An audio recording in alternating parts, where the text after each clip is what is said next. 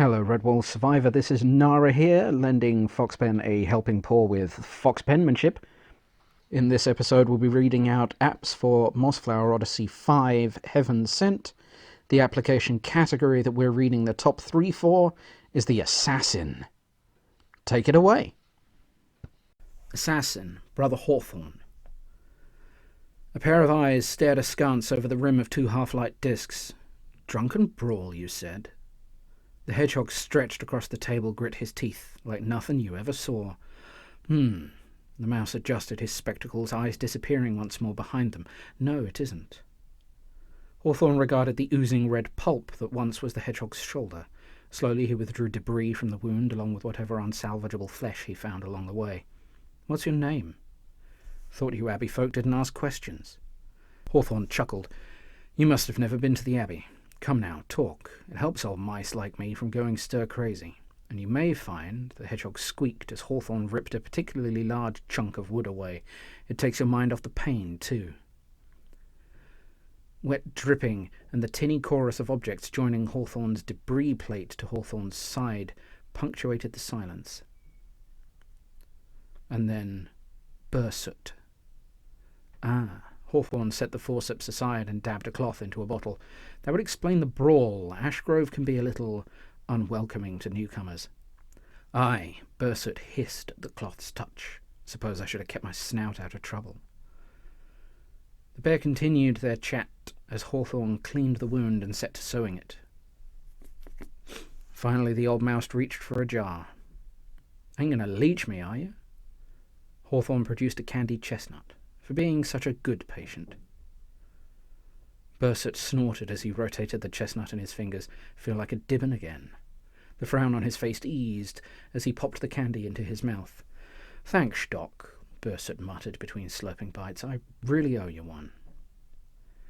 A brisk tapping drew both of their attentions to the other side of the hovel. Excuse me, Hawthorne stood up and paced his way to the door.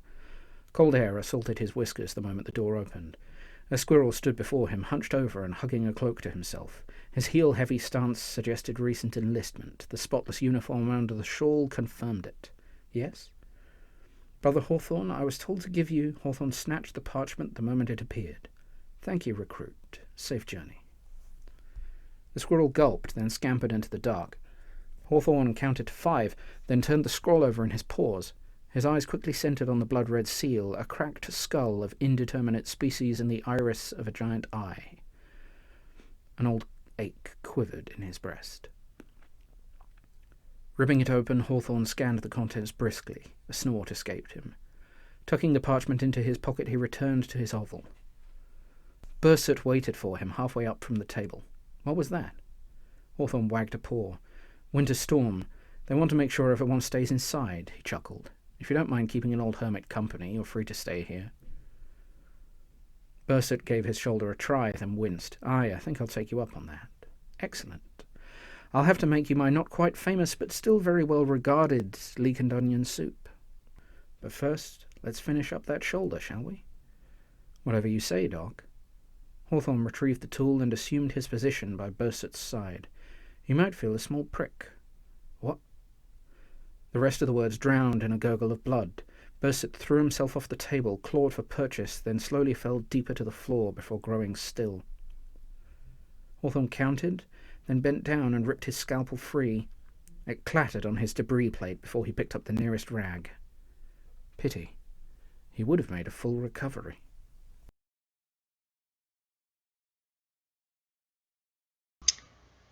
So next up in the assassin category is Robin Merriweather, and she is a 28-year-old vixen. Alright, this is Robin Merriweather for the assassin position. How could this happen? He can't be dead. He can't. Robin collapsed against the sink, sobbing into her paws. A moment passed before Robin regained her composure. She tilted her head while examining her reflection in the mirror. Dead! How could this happen? She began to quietly wail, but stopped. The fox shook her head and began again. My fiancé! A knock at the door caused Robin to jump, dagger instantly appearing in paw. "M'lady, the feast is starting," came the voice of a servant. "I will be there shortly," Robin said sweetly. The dagger was returned under her dress before Robin stepped into the hallway. She gestured for the mouse outside to lead her through the castle. Approaching the great hall, the vixen paused at the top of the stairs, waiting to lock eyes with a burly Tod at the head of the master's table. He smiled, gesturing at her to join him. The vixen drew stares from both fatted vermin lords and scrawny servant mice as she glided past them to her seat. "That dress is stunning," Olaf said quietly. "Did you know blue was my favorite color?" "Of course I did." Robin leaned in to whisper, brushing her paw across the fox's tail, "because I'm the one wearing it." While Olaf's cheeks blushed under grey fur, Robin's other paw passed over his wine goblet. Something dripped from her ornate ring into the cup below. "Were you not about to make a speech, my love?" Yes, of course. My fellow lords and ladies, tonight is..." Robin found herself idly tapping her foot as the fox droned on about mundane things like warrior ancestry, the history of the castle, and how vermin of old wrestled it from woodlander paws. Woodlanders like the servant pouring wine into both of their goblets. "This vintage hails back to when grandfather took this castle and made it his own." Robin made a wry grin as Olaf explained, and wondered if he would appreciate the irony. "It was bought with blood and violence, but tonight..." Olaf then stepped closer, crossing his arm with Robin's and bringing her drink to his lips, and his drink to hers. "Tonight we shall share this wine in love." A moment passed and Olaf became concerned. "Dear, you look pale." Struggling to keep her smile, Robin's eyes drifted to the toxic wine. "Oh, honey, we really shouldn't." Robin gently nudged the poisoned goblet away with her free claw. "Sweetie, what are you doing?" Olaf forced a smile while gently bringing the goblet right back under Robin's snout. "It's really just unhygienic, don't you think?" "It is a gesture of our love, and everyone is staring." He held the goblet even closer, if possible. "Since when is backwash romantic?" The vixen hissed and sighed. It was time for Plan B. The holdout dagger appeared in her paw as if by magic. She only needed one quick thrust to his kidneys, then dive out the nearest window. She might break a few bones in the fall, but death to tyrants! All heads turned to the servant as he lunged. Just another slave tending to the whims of the social elite.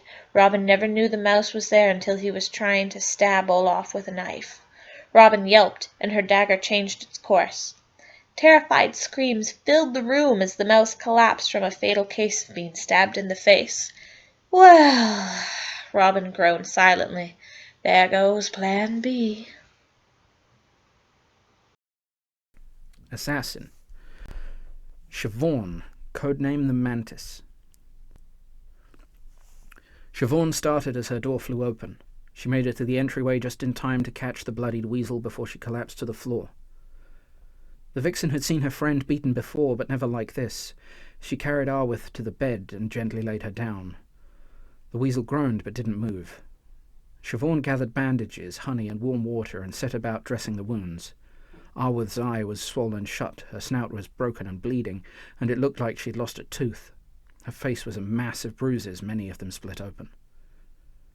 When she finished, Shevawn left her friend to sleep and went to prepare a soup and willow bark tea. As she was finishing, Arwith stumbled into the kitchen and plopped into one of the chairs at the table, resting her head in her paws. Shevawn set a bowl and cup in front of the weasel. "When are you going to leave him?" "I can't," mumbled thickly Arwith. "He'd finally kill me. He near enough did today. What am I going to do?" Shevawn sighed and joined her friend at the table. "You're going to start by finishing that soup and tea. Then we'll talk." The two sat in silence as Arwith finished. "What are you thinking about, Shevawn?" "A solution to your problem. I'm going to fix this. Stay in the house. I'll be back by sunup." "What can you do?" "It's better if you don't ask, Arwith. Stay here. Sleep." Shevawn waited in the shadows in the alley beside the pub. The last patrons were leaving, stumbling their ways home in the early hours. Her breath puffed in the cold night air as she spotted her quarry. The weasel was always in the pub afterwards. Shevawn was always left to mend her broken friend. He called a slurred good night to the other patrons leaving and wove his way towards the alley. Shevawn knew it was his shortest way home, and the darkest. The vixen silently slid the dagger from inside its sheath in her boot. The hilt laid comfortably in her paw, an extension of herself. She could feel the notches she had made in it, 9 in total. Cedric, Grimfang, Thesa, Greeble, Aspen, Strythis, Jaime, Dimtail, Jeka. He was coming closer. Shevawn's heart quickened, anticipation running through her body. The world grew sharper. Each sound was magnified, the smells more pungent, her vision sharpened. As the weasel passed by, Shevawn slithered out of the shadows behind him. He was humming a ditty under his breath and didn't hear a thing.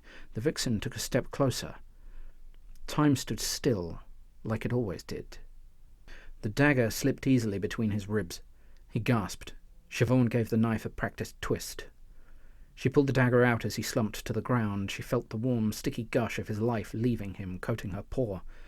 Shevawn wiped the dagger on his cloak and resheathed it. "Arwyth, we have to go," Shevawn whispered as she shook her friend awake. "I've packed some things, but we need to be far from here." The sun was still an hour from rising, and the vixen wanted to be on the roads and away. "What? Come. It's time I told you what I do, but we have to leave now. I'll tell you everything on the road." The pair shouldered their packs and began walking out of town. "What happened, Shevawn?" "I killed him tonight with... You don't have to worry about him anymore." The weasel turned, wide-eyed and spluttering, to look at her friend. "This is what I do. I'm not a courier. I'm an assassin. But I've never killed near home before. Some beast will find him at first light. They may understand why he's dead, but you'll still be blamed. I'm sorry. We had to leave." Arwyth stopped. "You mean he's... I don't... You're safe now." Arwyth found her words in a rush. "I can't believe you would do that. I mean, thank you. I mean, how? Why? How long have you been doing this? How many? Shevawn, what are we going to do? Where will we go?" The vixen pulled her friend along the road. "He's my 10th. I've been doing this for 4 seasons. Now we're going somewhere no beast knows us. Knows you." The two walked on, eyes kept firmly at the path before them. As the sun rose, Arwyth tipped her swollen face towards the vixen. "You know, Shevawn, there's probably lots of females out there like me." "I think you're probably right with..." Shevawn grinned wickedly. "And we can't just leave them like that."